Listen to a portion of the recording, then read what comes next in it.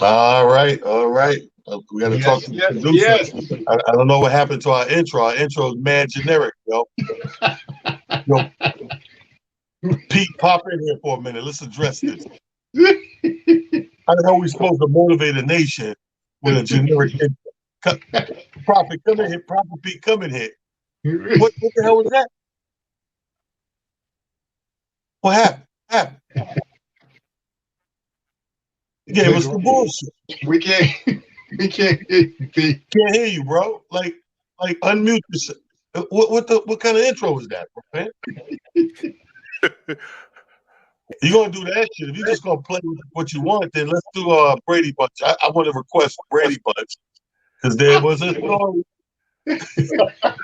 Oh, I didn't hear. I got it. Yeah, yeah. Look, he said I got it here. He just threw us. He threw us any old intro like that shit could have been Magnum PI, Barnaby Jones, The original Knots Flight Landing. 50. Yo, that intro reminded me of every old school intro of every film, like Starsky and Hutch.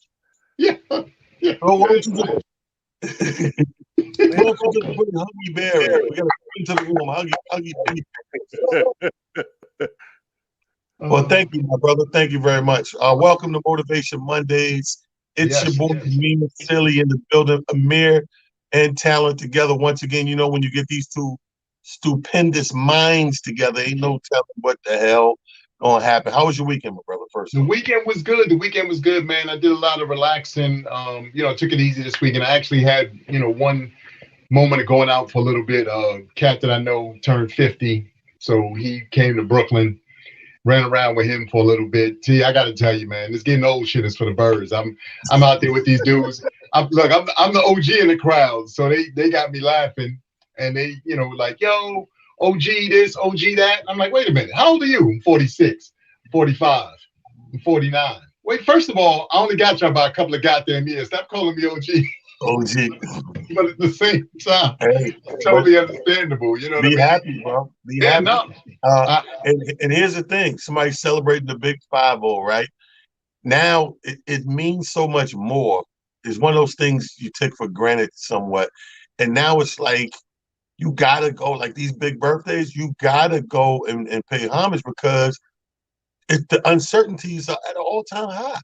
Yeah, it is, and and like I said, it felt good. It was actually interesting because it was a lot of cats that I hadn't honestly seen in quite some time.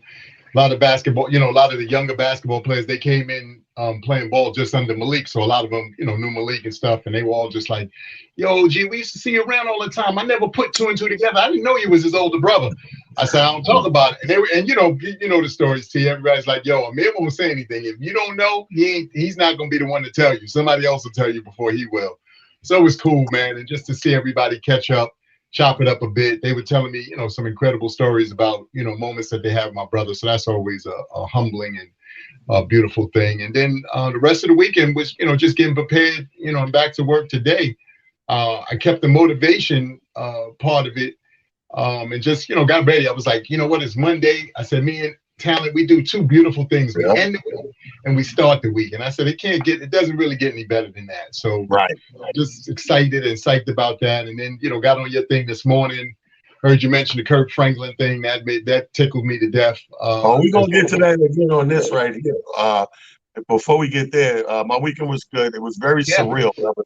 I got to work with my son in a real work environment. You know what I mean? Like I've put him on stage here and there, but this was a real bona fide work environment. 4 shows Friday, two Friday, 2 Saturday, and it was so surreal, bro. It's hard to keep yourself from having the out of body experience because it ain't no different than we talk about. Hey, man, LeBron might get to play with Bronny, and this yeah. one Tiger Woods might play with his son. It's like that. It is a surreal feeling, and it's like it's a blessing. You know what I mean? To be here for him, uh, B for him to sustain over a couple of years in comedy and make the strides that he did. So I got a couple of those comics from the weekend, That's and to cool. come on and chop it off with us on this show, which I like to dedicate today to a couple of people we lost. In the last couple of days, we just lost Reggie Warren from the group Troop. Yeah, R&B sensation group, Troop, Spread My Wings. All I do is think of you. Mamacita, They had a yeah, bunch of Mamacita. They had some bangers, man. they did. Great group. Reggie Warren. They said he had been ill back, different ailments over the last couple of years. So, um, rest in peace to his family. Condolences out Yes, to his fam. Our prayers are up there. Today's show is dedicated to him. At the same time, to the great, one of probably, argumentatively, one of the greatest boxers pound for pound to ever yes. to bless a ring, the marvelous Marvin Marvin, Hagler. the Yeah, marvelous Marvin Hagler has passed away, young as well. He wasn't an yes, old dude. yes, yes. Amazingly enough, to your point, and like you said, we touched on birthdays and celebrating in this new format, because everything that we're experiencing as far as the world is concerned is new formats for us, because we haven't had to deal with the circumstances that we're dealing with now. So we have to look at things differently. We have to picture and figure out ways to celebrate, differently. It's funny, you bring up the young man from Troop. I got a funny story, from back in the days. When you're young, you blessed and fortunate enough, hopefully, to just experience all kind of beautiful things. And here in New York City, we used to have this one disco spot. It was called the Tunnel, and it was way downtown in the 20s, and it was off the West Side Highway. And I remember myself and some of my boys that I grew up with, we had the blessing to see Troop and In Vogue at the Tunnel. They were there the same night, both performed. And for some reason, I don't remember what happened, but shots was fired and everybody started scrambling. Now, the craziness is I'm young and stupid. So while everybody's scrambling and trying to figure out how to get out of there and worried about their safety, I lost my shoe.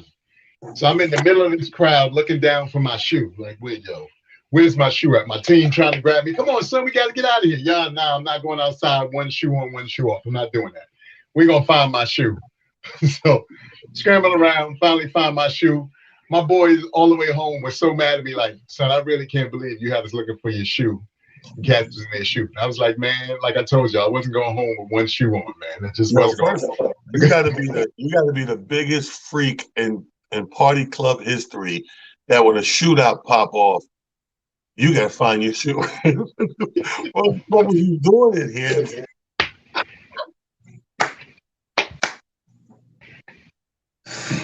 Motherfucker said, wait a minute. Where's my My shoe, this shit is around here. It is what it is. But it goes to show you, man, we're blessed and fortunate to have been through so many interesting and beautiful things. If you have, wherever you live, if you been a part of whatever the city has had to offer, because here in New York City, the late 80s, early 90s, the club scene was bananas here. Like if you didn't experience the Tunnel and certain other places that we talk about from time to time, then you really missed out on the opportunity to really know what it was like to be out. And you talk about motivation. The beauty of that time frame was, and Talon has touched on this, you got the opportunity to party and be around just about everybody who you either admired or whom you just thought was, the truth as far as entertainment was concerned. And that was just such a beautiful time. Like we really did party, we really did enjoy each other. There's a lot of Polaroids probably out here somewhere. Somebody's got in their closet Polaroids and all kind of pictures that are faded. But if you really look at them, you can smile and say to yourself, I was a part of some really beautiful moments. I think the Motivational Monday, one of the things that I think is lost now is because we have phones and all these beautiful electronics. People don't necessarily enjoy the moments the way that they should. You got to be in the moment. Put your phone down for a minute, really look around, absorb what's going on, soak it in. You know what I mean? It's Exactly. So here's the thing, Amir. Everything you said is correct. And I hope everybody takes in what we say, man. We don't just be, joining it off for we join off for a reason. Motivation Monday. We're gonna give you the tools, splatter the stuff on the wall to get you through not just the Monday, but to jumpstart the week. Today's show, I like to title it "The Funnies, the Franklins, and the Phobias." Three things that we want to talk about that some way in some form or fashion can have a link to jump starting your week and you getting motivated. First of all, the funnies, right? I seen a funny article that I just read, and it's the like few things, top 5 things why we need to take naps right now. You know what I Oh, mean? I thought it was funny. A nap can help boost a lot of stuff. People don't realize it. You know, we always making fun of each other. Oh, you're getting older, you need a nap. Okay, yeah, but clinically and scientifically, a nap has stuff that they found to be true by studying, people who take naps versus ones who go straight through the day all the time. If you take a nap, first of all, in this day and time, we're just coming off daylight saving time. We yeah. just lost an hour. So that's the first thing off the top of your head. Right now, why a nap comes in handy is because you lost an hour. You're still moving, like time is staying the same, but it's different when you gain an hour and giving you time. But when they take that time, the body got to adjust. So the first thing, uh, the timing and neutral, what do you call it, nutrients to the brain is that is catching up. So that's the first thing the nap can do in this day and time. Secondly, we know that it charges the brains, but it also lowers the risk of heart problems. Did you know that? No, I didn't know that. That's I didn't good. know that until I read this article that when you take naps, you actually constantly are lowering the risk of heart problems. So people That's look this up. This is not something I'm making up. Also, it might help you get into shape. It's something about when you take the naps and your metabolism that coincides that somebody can, if you're a person that's worried about being in shape and you are working out stuff like that, the nap goes along with that. A lot of people don't know that. You think if I sleep, I'm working the other way. No, you're working along with the metabolism and whatever it is, the workout regimen that you have. All right. And also, it will, and this is great for me, it boosts your creativity. So wow. if you're a doer, scientists have proven that people who take naps have a boosted rate of creativity over those who do not. So, and here's the thing, people, you hear the phrase power nap all the time, right? That's because I think people get it twisted what a nap is sometimes. I think, you get a greedy motherfucker, take a nap. I just took a nap. When'd you lay down? 12 o'clock. Motherfucker, it's 5 o'clock. That's a day. That's a day. So you True. overdoing it. In the clinical things, a nap, naps don't go over 2 hours.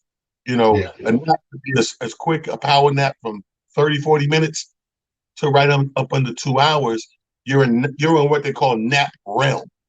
When you Wow. start doing more than 2 hours, you're really just sleeping. Yeah. You know what I mean? You're not doing this thing to the brain. It's so interesting you say that. And I've, found this because of, either traveling or having friends and family that are, from other cultures.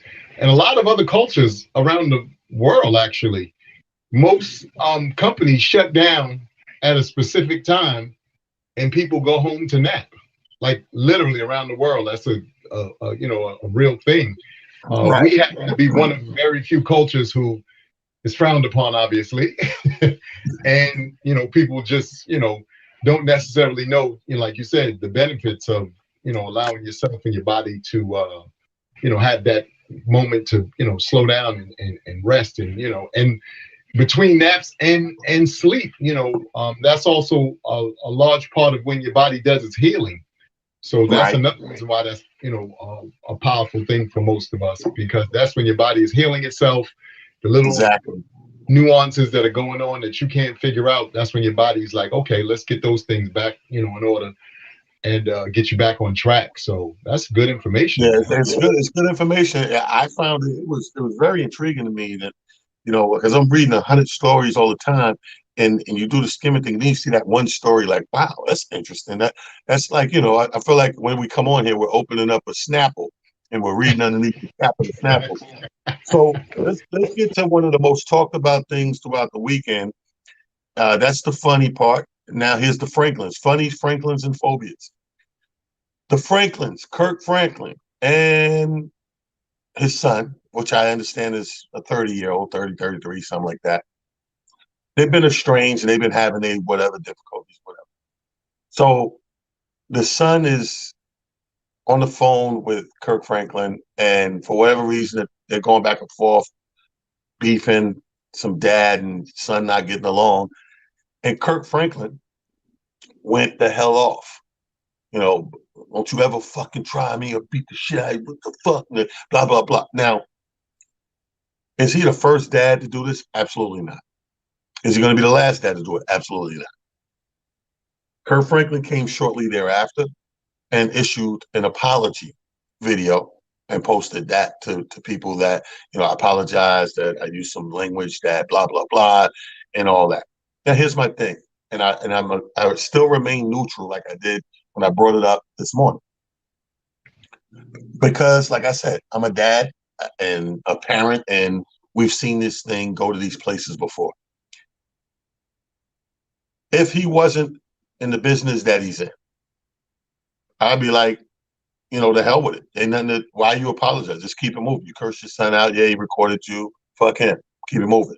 However, I understand because when you are in a business and selling something like the gospel, we can sell a lot of things, bro. One thing that is frowned upon is selling God. When you sell God and you sell religion and you don't walk that talk, you are held to a higher standard than the average parishioner, if you will. You know, people are looking at you. You're that conduit and that connection to God. And don't get me wrong, some of these holier than thou, extra religious people, they get it too twisted and they hold up the messenger as in God. Sometimes they look at them godly. So when they make human mistakes, it's like, oh, how dare you have a kid out of wedlock? How dare you take some money off the top? How dare you use that language? How dare you be in this kind of club? How dare you drink this liquor, smoke this? You understand what I'm saying? So they're Yes. held to this higher standard. A, have you heard this tape or seen the video? And B, how do you feel about the Kirk Franklin situation? Okay, so after you brought it to everybody's attention, I finally did have an opportunity to hear it and to see some footage of it. Another friend of mine had posted it on her page, and I, got a chance. Apparently, according to the footage that I saw, there was also supposedly several other people who were supposed to be involved with the call, and including T.D. Jakes and so forth and so on. Here's the beauty of it all. Usually talent is the bad side and I'm the good side, but today I'm gonna be the bad side. And I'm gonna say I'm gonna be the bad side only from this standpoint. While I do absolutely understand that our entertainers are held to a different standard or a higher standard, the bottom line is this: they're also human beings.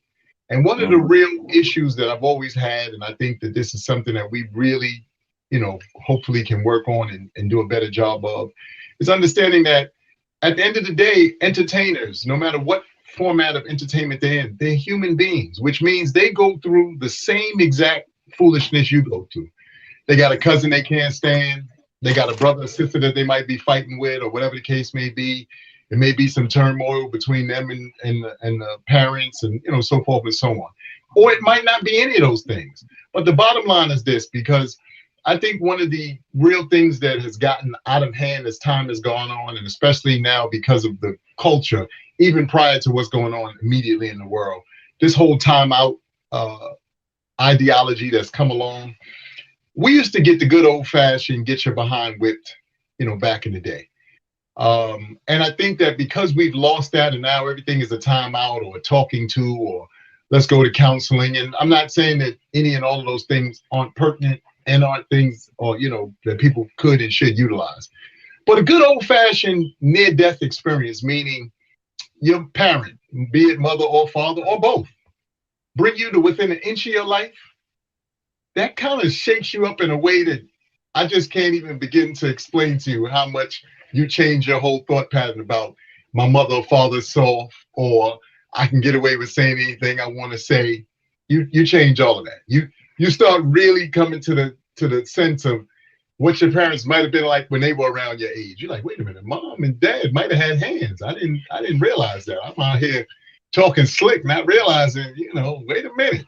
But I say all that to say, in Kirk Franklin's, defense, because I say this sometimes. Fuck them kids. I don't mean that as a, thing that, really tell these kids and, to tell them off. But we have become such an interesting society because we give our kids so much. I've said this on other, shows. We give our kids so much now that unfortunately these kids don't necessarily have to or know how to earn or work for things because everything is given to them.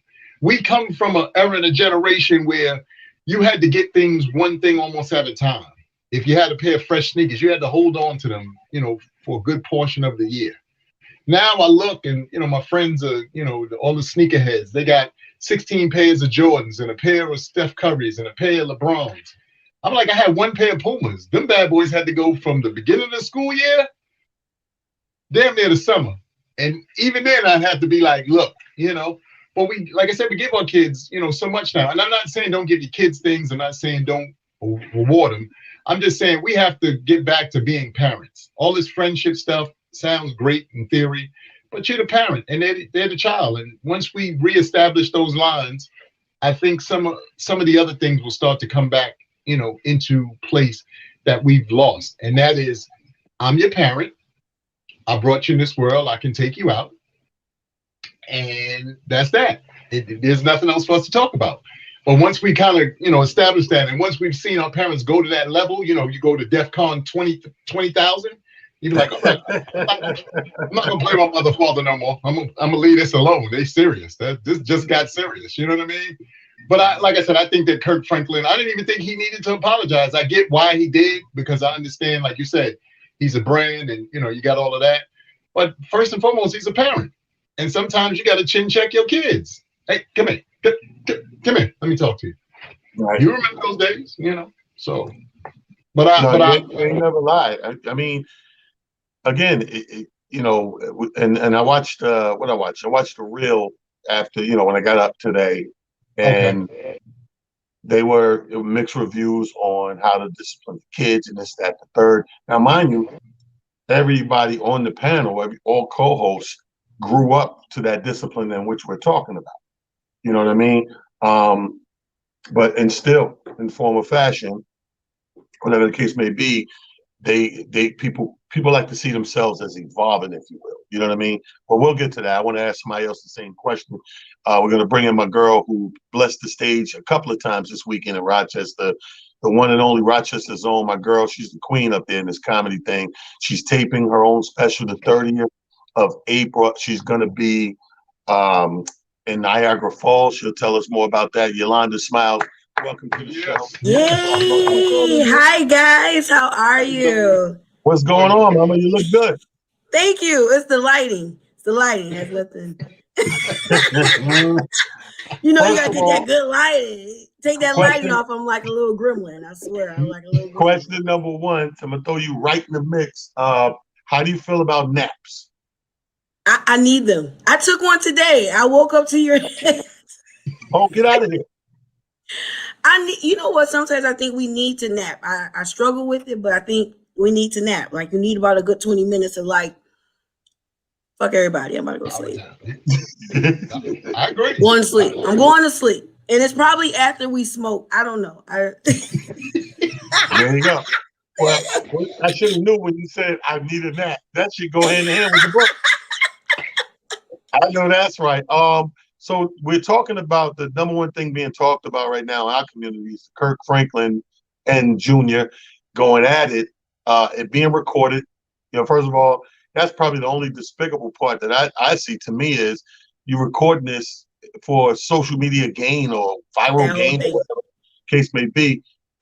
Amir, somebody need to ask sometime. How do you feel about this situation? I salute Kirk Franklin and any parent that feel like we need you said it the most. I didn't catch the co-host name. I got Amir. Amir, I'm sorry. So Amir, when you were saying that almost a death experience with your parents, the kids don't experience that. And we've all got stories where we look and say, oh my God, my mom or my dad almost killed me.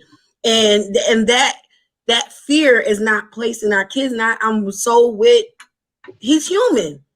Everybody spaz. Everybody got a temper. Everybody got that pushing point.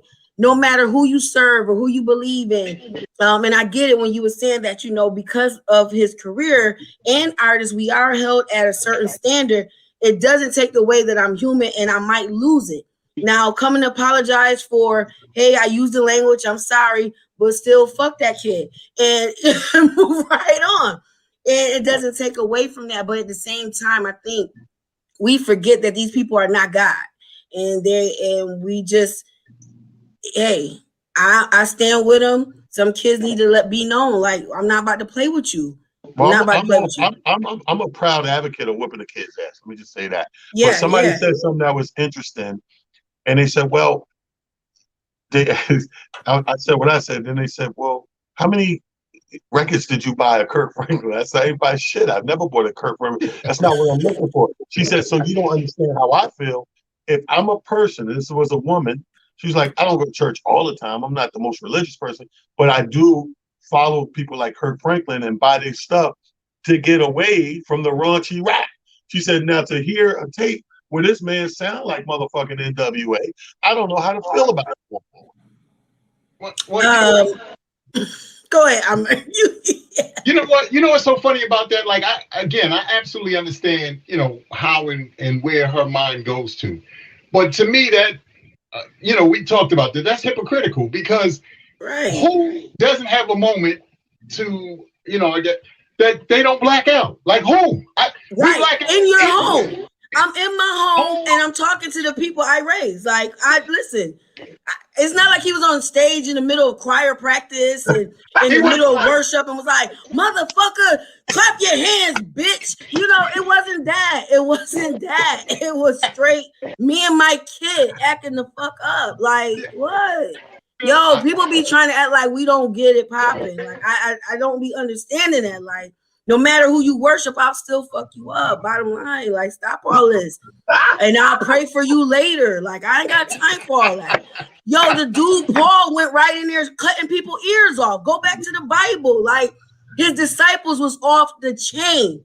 So Kurt, all that is no early and before Stump. Like, I'll stump the shit out you. Like, that's where he was at with it. That was one of his number one hits. Stump. Like, they ain't got that short man syndrome, so you already know, like, it's about to be crazy. Like, I'm not about to let you talk to me any type of way. So he already got height issues.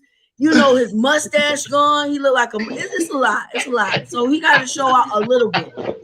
You know what I'm saying? Then he was known for masturbating the porn. He got to show him, like, yo, I got a tough side. Like, the fuck? Too much. You crazy. You out of control. Okay, so here's the thing. Phobias. Do you have any phobias? What is Yolanda Smiles afraid of, or a little superstitious or jittery about? Anything come to mind? Like I have a thing with snakes, and I'm not crazy about horses because I have this thing about eyes on the side of your head type shit. It scares the shit out of me. I don't really, nothing really comes to mind. I think the raccoons, anything that can get close to me now, I can't talk to. Like, especially after I had raccoons in my house. And I learned the research that, they eat their own kids. I was like, what the fuck? They don't care about me if they eat their own kids. What the fuck? They eat their own kids. I was like, this shit is crazy.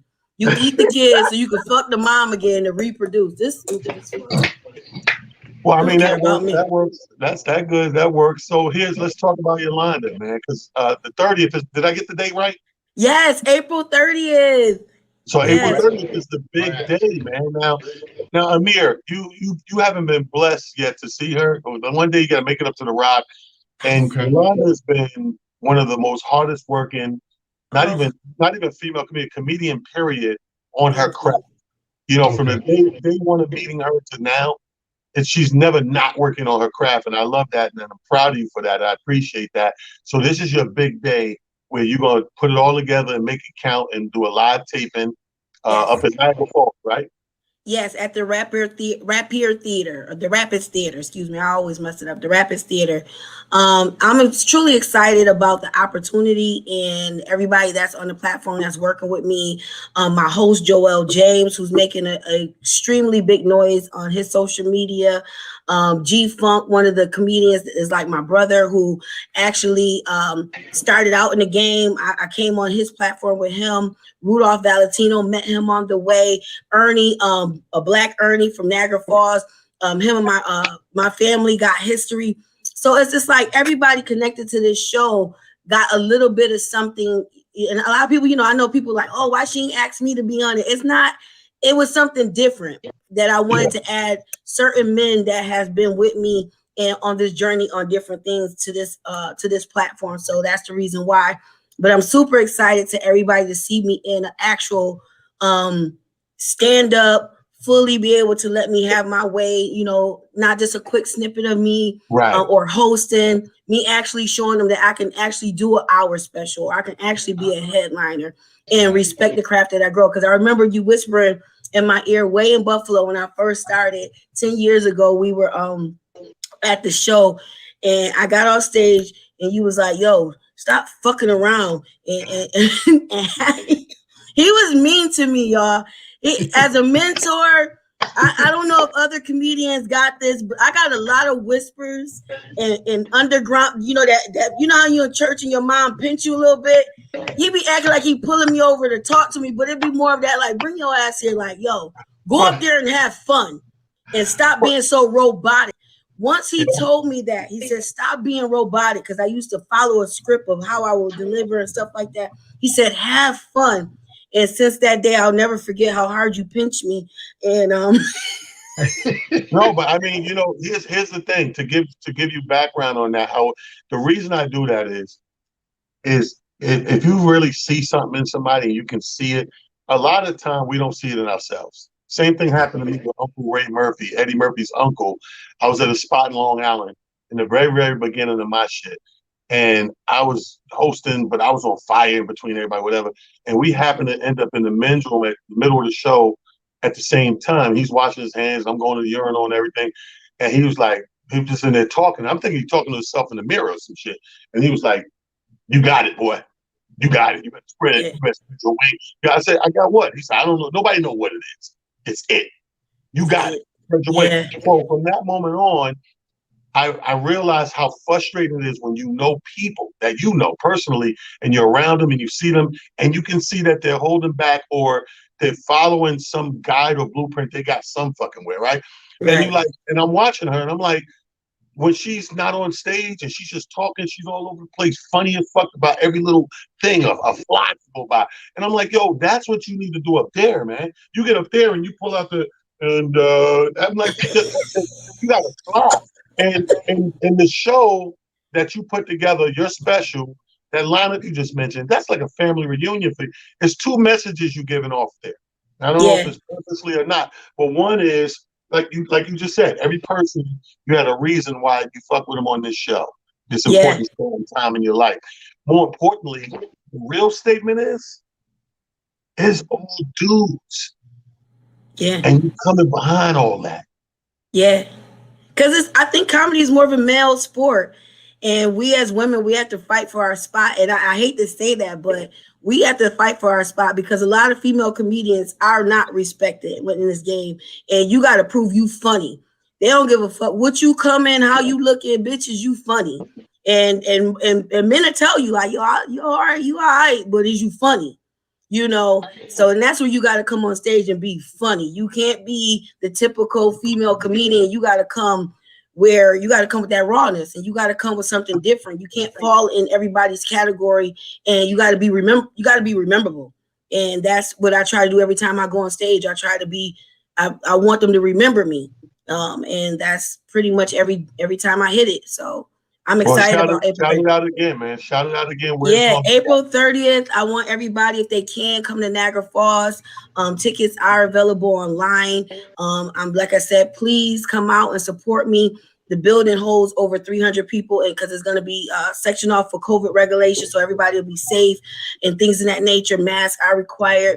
But I just want everybody to come out April 30th and show me love. If they're in town, can fly in, drive up. I hope 585 come out strong. 716, I hope they come out strong. Niagara Falls, I hope they come out strong. Yes. And that night I'll tell why I did it in Niagara Falls. I can't tell y'all now, but Gotcha. I'll tell you later. and I just want to say thank you for this weekend. Great job on stage. Thanks for blessing our weekend. Comedy Takeover is never the same unless you hit that stage. Ladies and gentlemen, Yolanda Smiles with a Z. With a Z. Yes, thank you for having me. Love you, baby. That's what I'm talking about right there. Have a great night, guys. You too, baby. Brother Amir. Yes. That's my good friend, Yolanda Smiles, bro. Tell me your phobias, Amir. I have I've got, I guess, a lot of the usual. I'm not a spider person. I hate spiders. I hate snakes. Another funny one that I have actually is I got a fear of heights in the grander scheme. I swear to God, this is a true story. But here's why. So as a kid, I used to always, go south because my cousins are from North Carolina. Part of my family from North Carolina. And when you a little kid, you get to go to the fair because they didn't have the amusement park thing. They had the fair. So you go to the fair, and the fair always got the big ass Ferris wheel and all that stupidness. So every time we go, I wouldn't want to get on that stuff. I'd be like, nah, I ain't gonna do it. I'm good. I'm gonna stay down here. I'm the win the bear guy. That's my job. I'm the win the bear guy and hold all the stuff that everybody got. So every joint we've gone to, whether it's been Great Adventures, the fair, whatever, I always meet one young lady. This was back in the days. I always used to meet that one young lady. You're not gonna get on for me? Here I go. Okay. Man, I'm on this damn roller coaster. I'm wheezing, head spinning, about to be sick. Yo. So I get to be older, and I felt so great when I finally had the gumption to be like, nah, I'm not doing it. I don't care. Y'all just gonna have to talk about me. I ain't doing it. I don't care. But you know what? That is a very funny ass phobia. I cannot lie. That's funny as hell. Let's bring in our next two guests. We're gonna bring in Keep It Real Kedra, and we're gonna bring in Sydney Sir, another comedian who worked with me over the weekend. Let's welcome him to Motivation Monday. Bring him into the living room. Hey, what's up? Hey guys. Good evening, guys. How y'all living? If you're using your cell phone, turn it sideways so we can get a bigger picture of you. Nope. Let it rotate. There you go, Sydney joint rotate. Make sure your rotation's on, Kendra. Yo, you know what? My don't clown me, but my Android is not trying to feel that. Oh, you know what? Don't worry about it. We'll keep it cricket brief. You know what? Don't do it. Don't do it. Because if we talking about phobias, I got a story. All right. So you already know Amir. You've been on the shows before. This is my brother Sydney Sir, the African Prince out of Rochester, with us all weekend long as well. This is brother Amir. This is Keep It Real Kedra. And welcome to the show. We're talking about three things today. We're talking about the funny stuff, phobias, and we'll get to the Kirk Franklin family viral abuse and how you feel about that. First and foremost, Kedra, what are your phobias? Okay. I don't like rodents and I don't like feet. Even my own feet. And it's a relationship must, right? So you can cuddle all the way down to my ankles. Don't touch me with your feet. If I can cut my own feet off and be okay, I would do it. What in the what? I don't understand it. And I got 2 feet. I just don't want feet touching me. And in college, like my friends will hold me down and let other friends put their bare feet on me to freak me out. So I hate feet. Hilarious. And I don't like rodents. And I don't like clowns. But somebody, you know what? Somebody who shall remain nameless made me go see it. Oh Lord. Yo, she was so mad. Yep, your dude right there. I watched it like this. She was so mad. Yo, so mad. Hey, Sydney, Yes, same sir. question to you. You got any phobias, bro? Oh man, being from Africa, man, is not easy to find things that would scare African. You know, I mean, That's a good point. I I'm mean, he said, serious. come from Africa, get over here is nothing. I got no fears, man. I got no fears, bro. True. You know, I mean, waking up in the middle of the night and the lion tore up your house, and you're looking eye on eye with the lion and tiger. I mean, what can you be fear of? What is there that I could scared of? Wow. That's Yo, wow. That's long as he don't put his feet on me, I'm good with a lion. She is so stupid. you Hey, know, Kevin, what do you feel about this whole Kirk Franklin thing? He went viral, him and his son arguing, and to me, it was a regular thing that happens all the time when parents and kids go into it. However, he is married to the gospel. He sells the gospel. He preaches the gospel, so people hold him to a higher standard. And he shortly thereafter issued an apology. What do you think about the whole scenario? I think that's the problem because people hold him to a higher standard, not God. And that's the problem with Christians. Christians will weaponize the word to make it fit their own narrative. So there is none righteous. There is none that is perfect.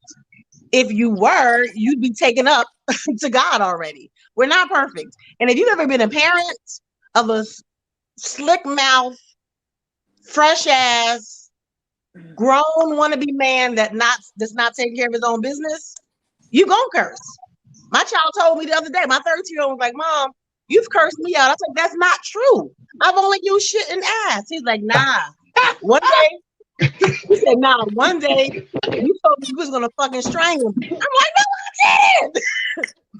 But who am I to say that he's lying? So, and I am not a cusser, but they will take you there. So, look, I agree with him. I support him fully. And he got a 32-year-old son Right. that set him up, right? Because where's the before conversation? Where's the after conversation? Right. He set It was a setup. and And it was somebody there, so it makes me think that it's not even his idea. He's manipulated and easily peer pressured into something goofy like this. This is the one time we get to say, you're preaching to the choir. You know what I'm saying? I'm gonna tell you this. I've been in the church for a long time. I've heard pastors curse from the pulpit, and I'd be like, "Hey, fucking man!" Right? So Kurt is a man. I know. Look, don't judge me. Just pray for me. He ain't through with me yet. Well, I can't pray for you. Your Android is taking up all my prayers. I'm praying for your phone. You know what? So once the radiation come back in the phone, then we'll do that. You know what I mean? But no, I mean, I agree with you as a parent. I mean, have you ever had the luxury of going that hard with a kid, with one of your children, daughter maybe? Amir? You know what? No. Yeah, no, thankfully, Amir and I, my eldest is 27, she'll be 27 this year. And her and I have gotten into disagreements, but she knows her father has blackout. So she'd be like, I don't want to see my dad go to blackout because I've seen him blackout before. And his blackouts are usually those kind of moments that we grew up on, which allowed us to know that my parent is capable of killing me. Right. And then burying the body, and then just straight line to the family. I don't know what happened to them. They was here, but where they went, I don't know. Have you ever blacked out? Have you ever blacked out on, say, like Black Friday, save a few dollars? No, you're blackout. You have those black boogity blacks, because I've blacked out before. But see, the luxury. My son is about the same age. Talent's about the same age as Amir. Yeah. And one thing I know for a fact is we've never been there. You know what I mean? And the closest thing to it is me yelling one way, disciplining and reprimanding, but it's never been that right there, that disrespect, that blatant disrespect. So I haven't had the pleasure I'm lucky. Sydney, what about you? Man, I'm gonna say at the end of the day, this man, regardless, he's on TV, he's a church man. At the end of the day, he's a father. Okay, when he's not on TV or whatever, he could say whatever he wants to his kids. If you push him out of the limit, he's a father. He could say whatever he got to say. Growing up, oh man, in Africa, oh my God, you got no say. Your father whip your ass, will say whatever to you. You know, you walk around no shoes. The freaking kids, you got 100 pair of Jordans, 10 pairs of Nikes, this and that. Growing up with one pair of shoes, and you only wear that pair of shoes when special occasions. You know, Right, come right. over here, man. These kids got it made, and oh man, I don't even know, bro. Yeah, Well, I Look, appreciate you, I man. will tell you the first time I ever flew, before it was on a plane, my father overheard me whisper that he made me sick. The next thing I knew, I'm flying backwards down a flight of stairs like this Wow. because they didn't play that. My father was a military man. He was from the South. And any disrespect that you felt in your heart, you was gonna whisper it in your pillow, or you was gonna keep it inside. And I don't know what's up with these. I don't know what's up with these kids. Like, I raised two nieces, but because God knew not to give me no girls of my own, because they would have been dead. But I raised two nieces, and I have mushed their faces into walls. I have yoked them up because I'm gonna ask you a question. You're gonna shrug your shoulders at me? Not happening. So I think it's just like this generation and this culture. And I wish I would have recorded my father. I would threaten to call Dreyfus on him. He would give me the phone and dollar number and be like, they taking you, they ain't taking me. So You out of here. right. Well, see, that's why I knew that we all know the parenthood thing, but I definitely wanted to have, a couple of female voices on here, give that spew because the honest to God truth is the discipline really comes from the mom. Yep. The mom, because the moms puts in all of that work. If we go back to old school traditional households, the mom is putting in all that work from cleaning your goddamn underwear and pants, fixing your breakfast, lunch, dinner, homework, checking. Dad, when you go the further back, you go to more industrialized. We become as men and black men in this country trying to come up. So the mom is all hands on deck, all 24/7, and will whoop your ass. Some households, man, they couldn't wait for the father to get home because they get a little cushion. Not mine though. My oldest kid got his first beating for writing on the wall. And that's where the motto "we only write on paper" come from. Because this nigga was writing on walls. But my kids told me straight up. They was like, Mommy, when you hit us with the belt, it's nothing compared to Daddy hitting us with his hand. And we know that you're gonna scream for a while and then you're gonna get over it and we're gonna be good. And they absolutely right. So I feel like I dropped the baton. Like, I'm not who I thought I would be as a parent. Because listen, it don't even matter. You put it down. I gotta get rid of you off my show because I got another guest. But more importantly, Child Protective Services will be starting to tune in and listen to some of this shit you done did to these kids. But thank you for your 119 and 113. I'm good. Keep it real, Kendra. Thank you, baby. I'll talk to you later, King. All right. Thank you. All right, bye. That's what I'm talking about. So Sydney, man. Yes, so sir. You don't have kids, do you? Oh yeah, I do. How many? About 3 that I know about. Let me. Is wait a minute, man. Is Mufasa? Okay, yeah. About 3. Mufasa, Jojo, and Vuva. Vuva. What is your name? What is Vuva? What do you mean? Vuva gonna be the king, the next king of boys. Nice, man. Well, listen, I want to thank you for this weekend, man. Excellent job holding us down like you always do, brother. Your energy and your help is definitely greatly appreciated. Amir, the funny thing, right? So I never in a hotel, I never use these drawers, right? I never put my clothes. I don't give a fuck if I'm in there for a week. I don't use the drawers because that's how you forget shit. I know that. from 30 years on the road. So this particular time, I have to use the drawers because I got to empty my bag, use the luggage bag to lug the merchandise up and down the ballroom to the room. So this one time I do it, guess what I do? I leave the city, come over to Buffalo, and left my shit in that goddamn drawer. ID, wallet, everything. So I call this dude. This is how much of a fucking Team Robin Hood he is. I said, Sydney, man, I need a big favor, man. I don't know what your day look like, bro, but I left my shit over there, wallet included, blah, blah, blah. I already called the hotel. They're going to gather it together and everything, but I'm in Buffalo, bro. The only reason I realized because I needed ID to check in the hotel and I couldn't. And I'm like, he's like, he, he's an African learning new slang, so he couldn't wait to say less. What'd you say? Say less, bro. Say less. He got my stuff to me, so now I could make my trek home and get out of town. I got ID and everything.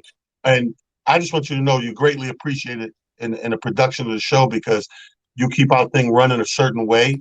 You know what I mean? I have a certain criteria, how I like a show to go down from the rooter to the tutor and make people feel like they've been somewhere and been through some stuff. And for the last few years, bro, you've been that guy. Bro, I appreciate you, man. You show me, that live to give me some, time to grow into this business. Because when I just started, from scratch, you've been there for me. Regardless, I could go to the stage and, suck. Terry will put me on the side and lecture me. Not only that, he will go back to the stage and roast me, torture me, oh my God, they all show me about me. So that's how I learned, oh my God, I gotta bring it, because he will tell you gotta bring it this time, you better bring it. And if I don't bring it, they all show me about my ass. Right. And you learned and got better and better. Oh yeah. And speaking of that, I got a story. Let me tell you something about this dude, why I really mess with him. Let me bring in my other comedian friend who was with us this weekend, Kevin Markman. Bring him to the living room. Kev, what up, Kev? What up? How y'all doing? We good. I'm gonna come right to you, Kev. Be ready. I just want to say this last thing about Sydney, right? This is why I'm gonna always mess with Sydney. Sydney did a show. I met him in The Rock. He goes up, he does a show, whatever. We got Joe Torre with us. We're going to the Funny Bone the next day, that Sunday, to do the Funny Bone with Joe Torre. And Sydney's like, yo, T-Man, I want to come out there. You think I could get 5 minutes? Amir, true story. And I'm like, I said, to be honest with you, man, the lineup's kind of tight. Joe want to do a certain amount of time. I said, but come anyway, because if I can, I will. He's like, okay, thank you, bro. So we in the green room, place is packed. Sydney like, man, let me know you got 5 minutes, but tear these people asses up. It's the Funny Bone in Syracuse. Packed. I said, yo, Sydney, I got 5 minutes. You ready? Throw me up. Absolutely. I throw him on stage. They boo the shit. He bombed so fucking bad, right? Now, here's where the respect comes from. I go up, like he said, I talk shit about him, whatever. So when Joe goes up, who's the last guy, we're in the back and we're talking about the bomb and everything, whatever. And Cindy goes, so where's the after party? So, in all my years, I've never seen somebody bomb and can't wait to get to the after party, right? So I'm fucked up. I'm like, what? He's like, what's the name of the club with the after party? I was like, you going to the after party? He's like, yeah, why wouldn't I? That's gonna be crazy. I said, Nick, you realize all these people out here who booze you are gonna be there at the after party. Like, I don't give a fuck. That was here. That's over there. And then we get to the after party, me, I'm running around. They got us a little VIP. I come back to refresh my drink, and I'm looking at this dude having the time of his life, smiling, talking to chicks with the drink dancing. And I just looked at him and say, you're a special kind of motherfucker. Bro, people are coming up to me and buy me drinks. People are buying me drinks over that shit. Sorry, bro, don't worry, man. It happens. It even happens to funny comedians. Don't worry. Here's a drink. What do you drink? Oh shit!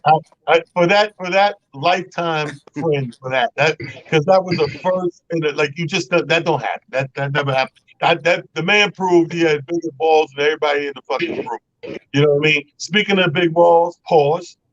Kevin Markman, very funny dude. Thank you for blessing the stage this weekend, man. Coming out on your own, GP and just doing what you do and giving us your funny, man. I appreciate that. Now today, two things I want to get your take on. What do you feel about the Kirk Franklin situation? Are you up on it? Have you seen it, heard it? I'm not up on it. No. Oh, okay. So basically, Kirk Franklin, he's a gospel artist. He's very well known for the gospel and his connection with the church and the choirs and making music and praising God, whatever he walks in that. The cursing thing, yeah. Yeah. So the son seems like there was some setup to make a call to get him riled up, to catch him cursing, to put it on social media, to embarrass him if nothing else, and have people turn on him. So shortly after, Kirk comes out with his own video apology and saying, listen, and gave out a little more information, background for the people. Like, listen, I know I apologize for using this language and losing it, but this is my son. We've been estranged and trying to get help, family help and psychologists and everything to get us to a right place. We ain't been right for a while. The son got issues or whatever. Now, us and the other guests who've been on here throughout the hour, we all agree that that's just, hey, man, that happens with parenting sometimes. You and your kid don't see eye to eye, and you may use some colorful language to get your point across if you're that frustrated, or the case may be. Now, I know you got kids. Oh, yeah. Yep. Have you ever gotten to that level? Oh, yeah, definitely. And I appreciate having me on here and all, too. And I think without the context, without the understanding of the rest, you're not going to get everything right. You're not going to get – and there's always three sides to every story. So with three sides to every story, I got three kids. With my oldest, he's real concrete. He's autistic, and to the point where like black and white is right and wrong, and that's it. And like I've had to get to the point with him where when your kid like is doing something that's basically like a fuck you to you. Yeah. They're not saying fuck you, but they're doing fuck you because they're walking that line. And so I've gotten to the point where I'm like, so you're telling me fuck you? So you're saying fuck you to me? Because that's that point where like you're walking over that line. So you're going to get the cursing in there. You're going to get the walking over the line. But that's the kids push your buttons. That's what they do. They're trained to push our buttons. And that's what they do. So to rile them up. So if you can get them riled up, if you can get on social media, like every little teenager's dream is to cancel their culture of their parent, to write them out and that's very interesting. Yep. And then I think after you get to be an adult, then you're like, oh, I didn't really want to cancel them. I want to be like them. But that's a very interesting take. That's a take that I've never heard, and it's very interesting angle and take. Every teenage kid's goal is to cancel the culture of the parent until you start to live.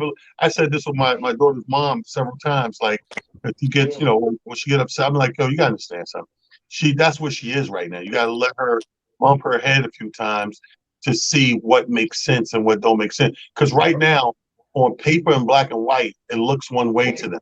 And I told you, you're right. It's so robotic. That's all they know. No, it says this, blah, blah, blah. Until they live and get in these circumstances where they understand it's not that cut and dry. Yep. They got to crash and burn and crash and burn. Exactly. And crash and burn. They're like, oh, I get why you crash and burn. I get why you did that to me. Otherwise, I don't get it. Next question, Kev. First of all, this is my co-host, Amir. Amir, this is Kev. Hi, Amir. What are your phobias? Nice to meet you. What are my phobias? I got a couple of them. One of them is edges, but not like these edges, like edges, not heights. Like, because some people are scared of heights, but it's not the height. I can go as high up as possible. Amir. I can go up as high up as possible. But if I'm walking along the edge of something that's high, like I'm backing off. Like, if I know that I can fall, no way. I'm like, stay away from that. Like, I'd be in a plane. I could be on the top of the Empire State Building or anything else, as long as I know there's a barrier there. But Right. if I'm walking up to that edge, I'm like, no way. Keep me away from a 2-story building that's the edge of it. I'm like, no, I'm not going to the edge. I'm not going to the edge. So, Well, I appreciate your honesty, bro. yeah. Because that makes sense. Like, I think we all, like, given that little piece right there, Amir, changes your phobia. Amir said, yo, I'm afraid of heights, right?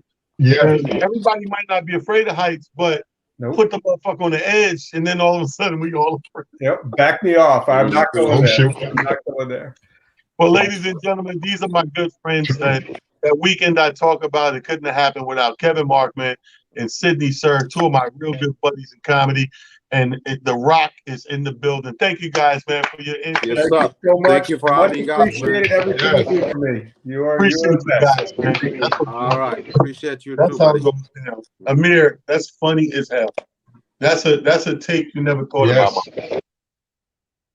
No, that's for sure. That is really a thing that I didn't think about. You're absolutely right on that. And it's, and it's so fun. I think that's really why we have to, converse amongst ourselves, because when you have the opportunity to do that, you get perspectives that you like, or you get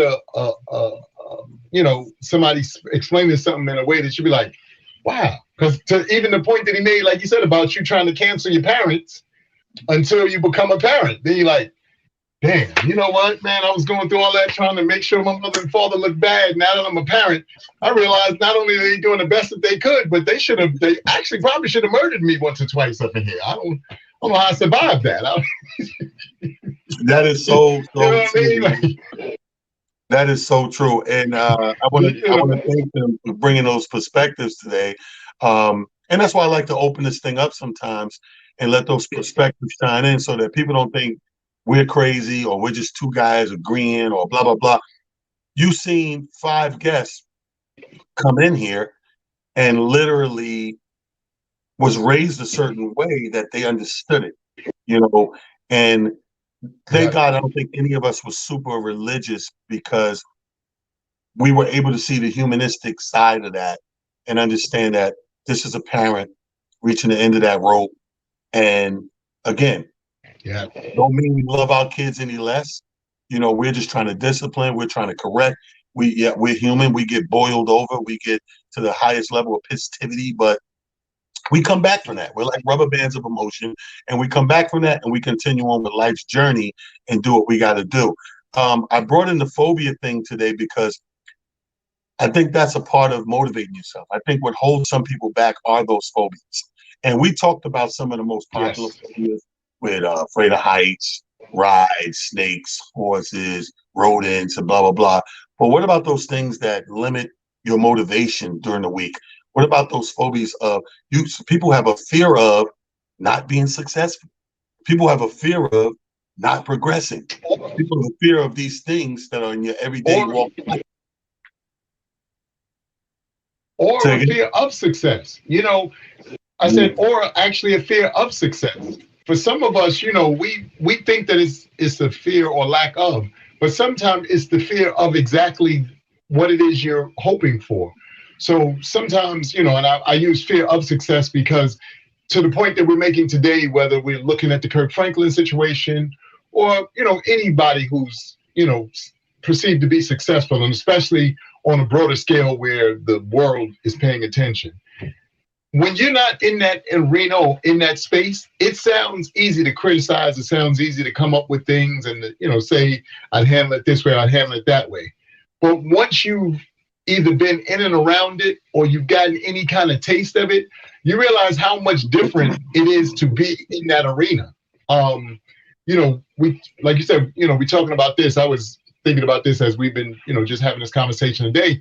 But if you remember, there was a time where it was supposedly said that Malik and Robin Givens had a, relationship. And the fun thing about that is Malik had never met Robin Givens. He didn't know Robin Givens. There was no, connection in any, real way, shape, or form. But the reason why I bring that up is because to the point of success, sometimes people can connect you to things or maybe, say things about you that have no validation whatsoever. But because you're in the public eye or because, people perceive you to be in the public eye, people just go with it and believe it. They be like, yeah, that happened. You'd be like, No, that didn't happen. I know that for a fact because I'm the person they're talking about. But I think sometimes we have fear of being and getting to that space and then trying to see, how do we maneuver that? Because being and maybe dimming our light, because we talk about that as well. Maybe dimming our light for some of us is just where we kind of, we cool out at. We like, look, this is just enough light. I don't need the high beams. I just need enough to be able to see a little bit down the road. Oh, okay, it's safe down there. Cool. You know what I mean? So I think that, that to what you're saying, that goes both ways. And I think, also procrastination. We don't think about it as a phobia, but it is of sorts, because what happens is, the things sometimes that you need to do, or ways that you may need to move in order to get to where you got to go.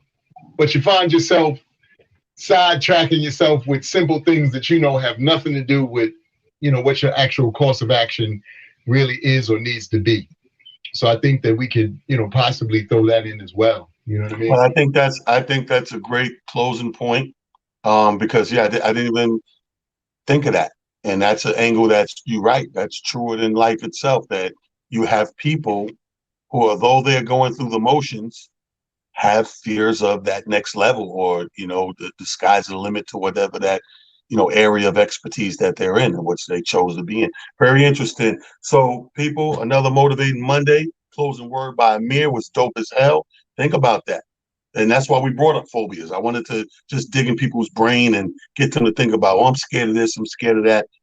Don't be afraid to be motivated. This is Motivation Monday. Samir Silly, your boy Talent.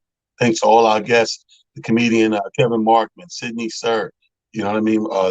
Keep it real, Petra, Yolanda Smiles. I mean, all these people coming together and letting you know from all walks of life how we feel about everything. To my queens and my sisters, to my kings and my brothers, have a motivated Monday and a great week. We'll see you soon. We'll see you soon.